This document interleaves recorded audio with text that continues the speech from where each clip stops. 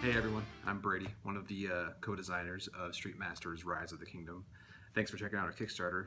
We're super excited about this game. My brother Adam and I designed it. It's probably one of the designs I'm most proud of and one I've had the most fun playtesting and developing. So I'm excited to kind of show you a little bit about the game here today. I'll show you the setup and a couple turns of a solo play, just to kind of show you how to get into the game. It's low barrier of entry, which is great. So let me just move the camera and get a better angle, and we'll get going. Thanks. We're going to do a quick setup here. The first thing we're going to do is we're going to pick a fighter to play as. For this little playthrough, I'm going to play as Natalia, one of the global gladiators. She is really good at dealing direct damage, and she's got a cool stealth mechanic. So we'll take our fighter character card. It's double-sided. You start with the charging side up. There's the charge side and the charging side, and that's how much power you need to flip to the charge side. So we put this into play in our play area. It's going to be off screen due to the camera angle, so I'm going to put it down here. I'll put it kind of close so you can see it. And then we have our deck of 24 fighter cards. We'll just shuffle those up real quick. And we start with a hand of 4 cards. So that's going to be our starting hand. Make a discard pile over here by our fighter card. Now we're going to pick an enemy to fight against. So the enemy decks all have a boss. This one is sleeved because we had some changes made to them. And enemy deck. So the boss card is separate, and it's put into play into the enemy play area, which we'll put right here. And then the enemy deck is just shuffled up, and it consists of the minions, his events, all kinds of nasty business we have to fight against. So we'll put this, make a enemy deck up here. So that's gonna be our enemy play area. Then we're gonna pick a stage. So when you pick a stage, there's gonna be a map tile and a deck associated with it. So for this playthrough, we're gonna play, and you see the map tiles are double-sided. Each side is a different stage. This is a prototype one with no icons yet, but we'll be using this more mocked up one. This is called the Ballistic stage. And it is kind of themed actually toward the Brotherhood, which is Dimitri's enemy faction. It's about the enemies trying to gather up all their weapons and get out before the enemies bust up their arms deal. So then the enemy deck the stage deck has a reference card, has a setup side, and a rules side. So the setup side is going to go into play first. We'll shuffle up the stage deck, and then we'll follow the specific setup rules for the stage. This one says reveal cards from the stage deck until 1 objective card per fighter is revealed, and put those revealed cards into play. So we revealed the triangle objective. So we'll find the triangle objective token, which matches that symbol, and it's going to spawn on the associated space, which is up here. And objectives always come into play inactive side up. There's active and inactive. Inactive means the boss can go mess with it and possibly win.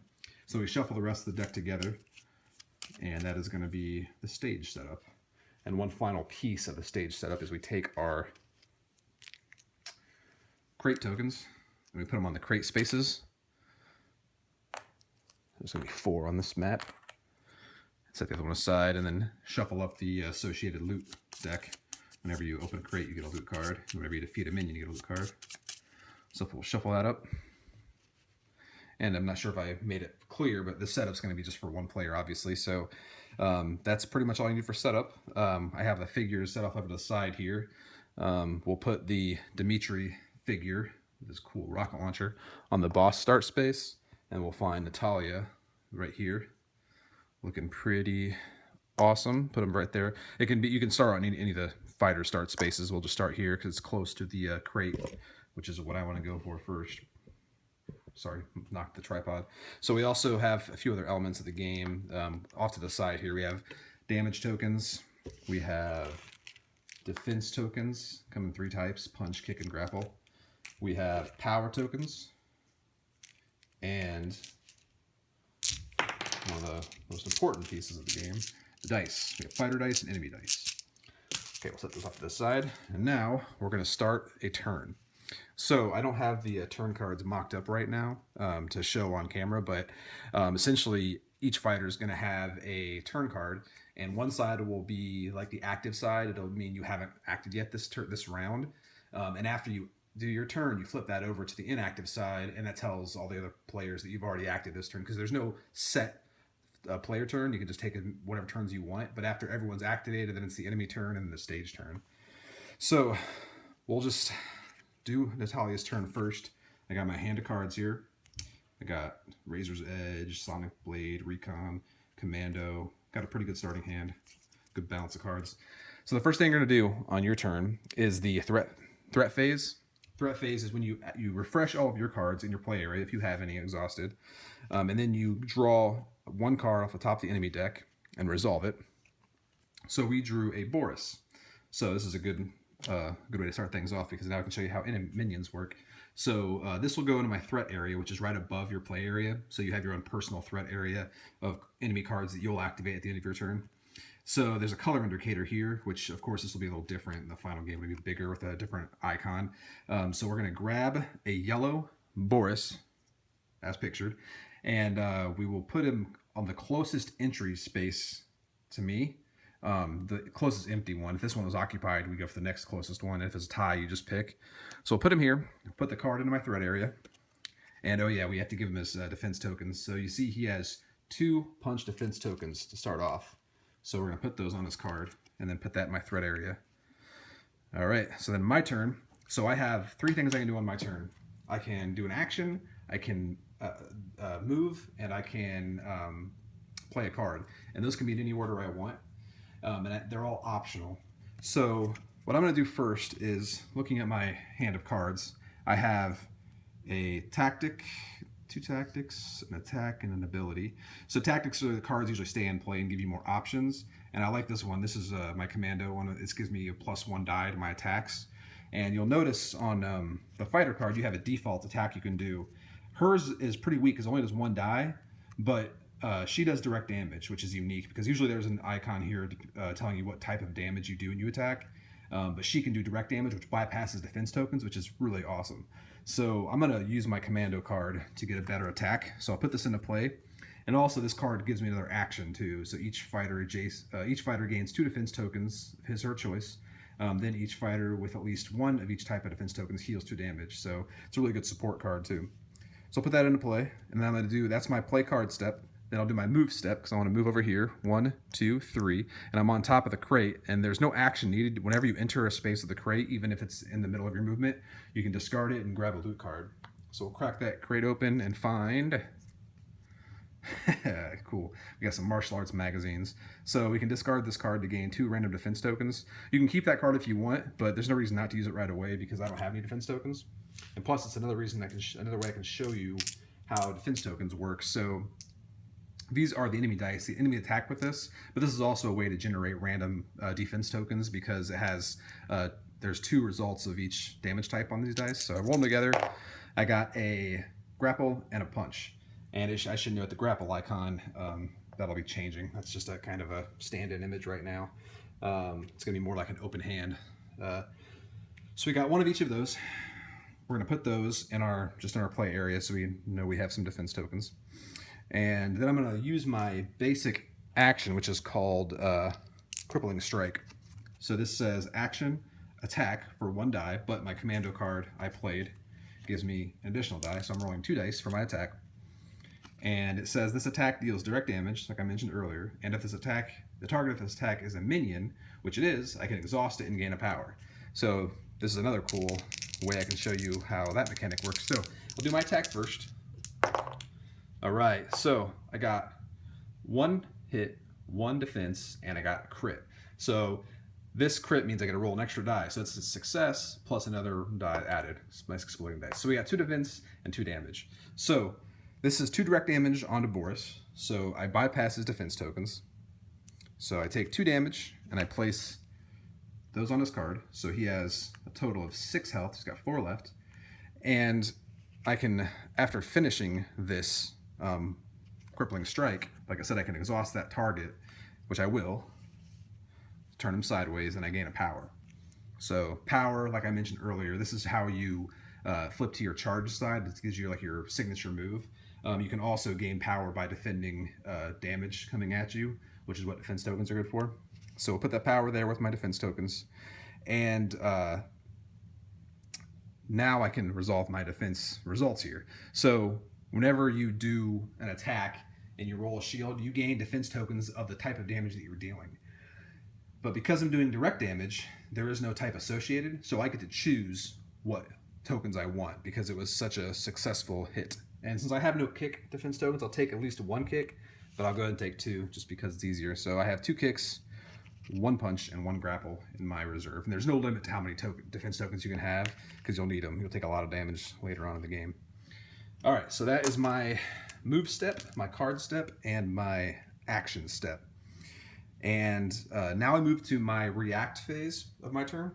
That's when I activate each card in my threat area. Right now, my threat area, which is off screen, sorry for that, only consists of a Boris card, and he is exhausted. So when I would activate an exhausted card, I'm just going to stand him up and ready him. But if he was ready, he would trigger his activate ability, which is when he comes after me and does some damage or whatever else he does. You'll notice here, though, Boris has a special ability. A fighter adjacent to this enemy cannot move unless he or she spends a grapple defense token and places it on this card. So he's hard to move away from unless you take him out. So that'll cause me problems next turn. But right now, he just stands up, and that is my turn. The last thing you do on your turn at the end of the react phase is you draw a card. So I just draw a card off the top of my deck, add it to my hand, and I would flip over my turn card so it signifies that I've already gone. So since I'm playing solo, though, all the fighters have gone. So now we move on to the enemy's phase.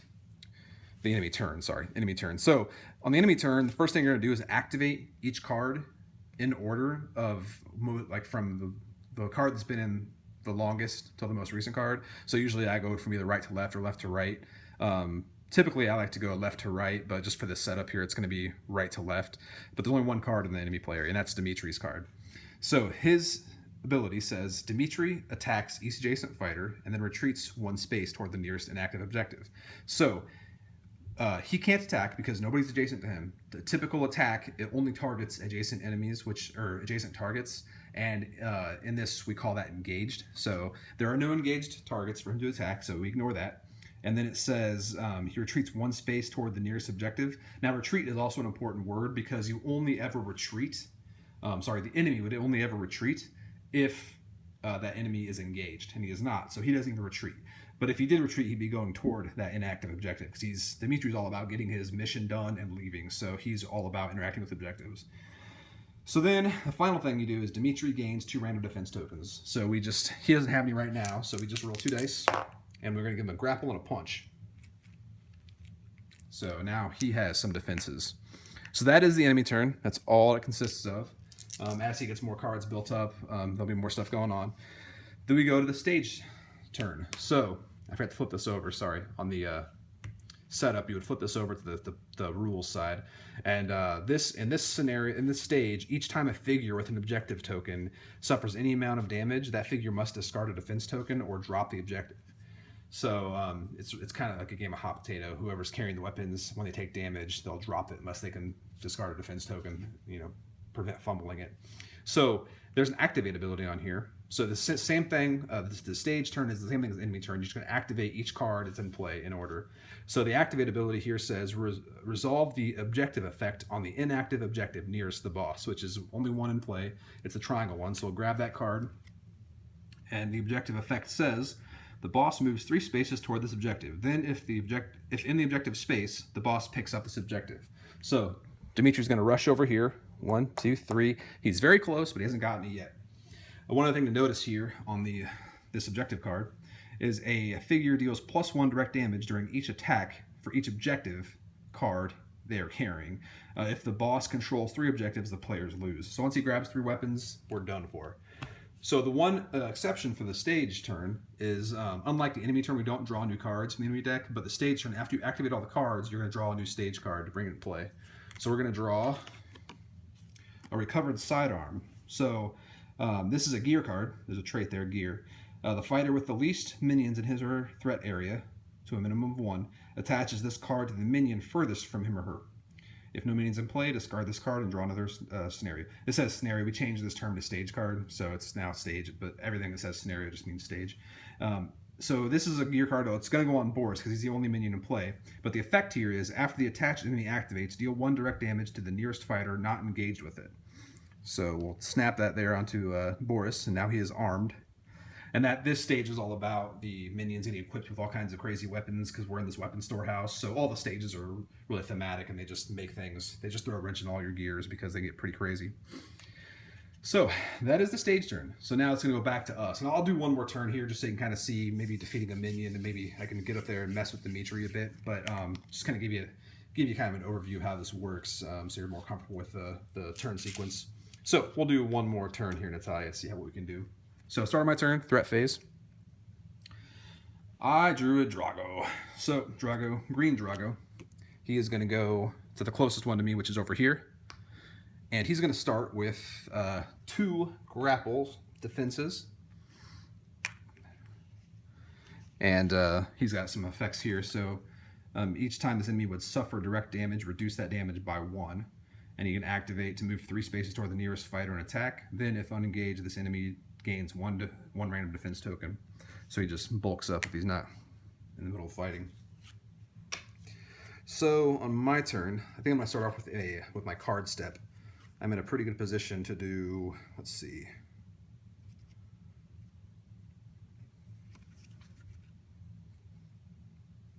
So I have a Sonic Blade here. So this is an attack 2, 2 dice. Sorry for the reflection there. You may discard up to 3 cards from your hand or play area to add +1 die to the attack for each card discarded. So I'm going to go ahead and play that because why not go out with a bang here since it's the only turn we're doing. So default is, now this, notice here, this attack isn't an action. This is part of the card step. So if you play an attack card, typically it lets you attack for a damage type, but it's not your action for the turn. You can do another action. So this is, that's why attack cards are pretty powerful. So we got 2 dice, but we also have our commando ability. Remember, that's still in play, the tactic. So that's 1 extra die. So we get 3 dice. And I can discard up to 3 cards from her hand. Now remember, Boris has 2 punch defense tokens, and this is a punch. So I might want to bulk this up a bit to maybe take him out, because I don't want him shooting at me after this turn. So I think I will discard some cards. I will discard, I have a copy of Commando, so I'll actually, I have a copy of Commando and Razor's Edge. I'll discard both of those. You'll notice that this has a stealth trait, and that's important. Actually, speaking of which, sorry, I'm going to discard Recon and Commando because those both have stealth traits. The reason that's important is because stealth is unique to her deck, and she has cards that like boost up her damage depending on how many cards she has, how many stealth cards are in a discard pile. So it's pretty important. So I'm gonna go ahead and discard those just to build her up for later. And then I'm gonna go roll my attack. And I'm gonna target Boris, of course. So I discarded 2 cards, so I'm at a total of 5 dice right now. Shake those up. All right, so we got 1 crit at least. Let's roll another die in there. Cool. So we got 2 defenses, or 3 defenses, sorry. We got 1, 2, 3, 4, 5 hits. So that takes out, so he blocks 2 of those with his punch defense tokens, but I still get 3 through. So he has 1 left. Oh man. So he's got 1 health left, but I still have my action, remember, so I can somewhere take him out. So we'll go ahead and discard this. We resolve that. We're going to gain our 2 punch defense tokens. So now we're sitting at 3 punch defenses, 2 kicks, and 1 grapple. So we're pretty stocked up, ready to take on Drago and Boris whenever they, or Drago and Dimitri whenever they get closer. So get rid of those. Clean that up. And now for my action, I'm going to do my basic attack. Because it's only 1 die, but it's direct damage, so. Sorry, I rolled off screen there. So I got him. So that took out what we needed, because Boris had 5 damage. He's only got 6 health, so he's defeated. So we discard his attached card into the stage discard pile. We discard him into the enemy discard pile. And since we defeated a minion, we get a loot card. I found a switchblade on him. Discard this card to add 2 additional dice to an attack targeting a figure adjacent to you. So that'll come in handy later. So I still have my move step, and I think I want to just move in a little closer to be near Dimitri. So I'm going to go 1, 2, 3, and I forgot to grab a power for my basic attack. So I have 2 power now. I need 6 to flip over. So that was my turn. Now Drago's going to activate. So like I said, his is advance 3 spaces. So when you advance, enemies are always going to take the least amount of different directions when they move. So they're going to go straight as often as possible. And they always go the shortest path, but they always prioritize the straighter path. And they also, when they're moving, there's distinctions between moving, retreating, and advancing. So moving, they want to avoid engagements, so they'll try not to end their turn engaged to a fighter. Retreating is they move directly in a straight line away from the fighter. So if he was here retreating, he would have to go here. And if he couldn't move, he wouldn't retreat. So he doesn't actually retreat in different directions. He only goes in a straight line. And advancing is similar, but they can change directions, but they always take the shortest path to become engaged to the target that they're, usually it's the nearest fighter, but sometimes it might be the furthest fighter from them. So he's going to go 3 spaces, so 1, 2, 3. And he's not engaged, so he's going to gain a random defense token. He gets a kick. And then I draw a card. And I got Infiltrate, just to show you some of these cool art pieces here. And these, I should say these aren't final. These are pretty close, but you know, they're subject to change. This is all prototype stuff. Except for the figures, they're pretty close and they're pretty cool. And you'll see more pictures of that on the Kickstarter. So then Dimitri's going to go. So he attacks, but there's no one to attack. So he's going to, he would retreat, but he can't because he's not engaged. So he'll just gain his 2 random defense tokens. He's bulking up before I get there. So he's got 2 grapples, a kick, and a punch. And then we'll move on to the stage turn. And now he is going to pick this up because he's going to move on to it from the stage effect. And I'll pick it up. And when he picks up an objective, it's going to flip over to the active side just to mark that he's no longer trying to acquire that. So almost all stage objectives, they use the same stage mechanics, or they use the same objective mechanics, but objectives can mean tons of different things. They could be characters, they could be like bombs, they could be all kinds of different things. In this case, they're just items they're picking up and carrying. So there's rules that govern that are all the same. So whenever an objective is activated in any way, it becomes active, and we move this card over to the controlling figure's play area, which in this case, the boss's controlling area is his play area, so we move that over there. So now he's going to do bonus damage to us. And we're going to draw a new stage card.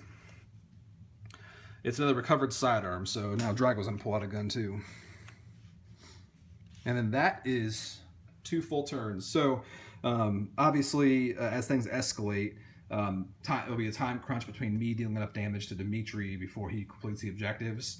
And in a multiplayer game, you have more minions coming out. But as you can see, it's still pretty challenging when you're playing single player because, for example, right here, I got 2 guys bearing down on me. I can't realistically get over there and take care of Drago before our next one comes out next turn because it's my turn now. So I'd be pulling a Anastasia. So that's actually interesting because she would come out and she is a sniper essentially. So she would just sit here and just keep peppering me with damage. If I don't take care of her, she'll just end up whittling me down, dealing direct damage each turn. So it gets pretty tactical about how best to position yourself, and if you're going to focus on the boss blocking his objectives or just going to deal damage to him. But sometimes you might overcommit and engage the boss when all the minions are coming to bear down on you. So it's you got time the assault right.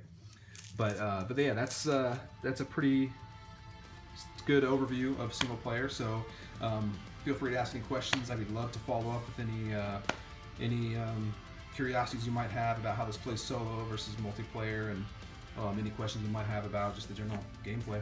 So thanks for checking it out.